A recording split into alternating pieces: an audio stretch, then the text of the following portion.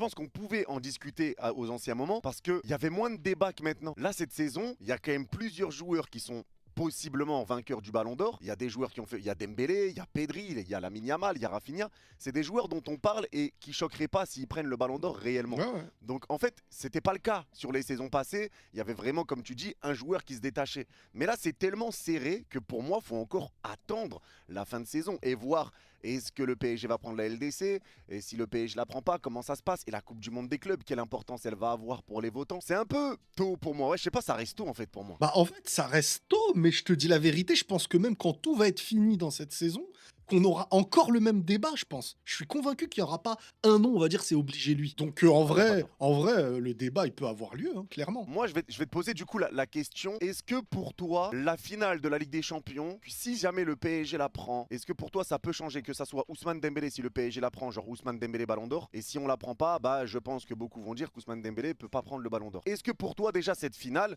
elle aura une incidence et pour toi elle donne à 100% le BO à Ousmane, et ou est-ce que pour toi même si le PSG prend la LDC, Ousmane ne sera pas 100% Ballon d'Or? Alors,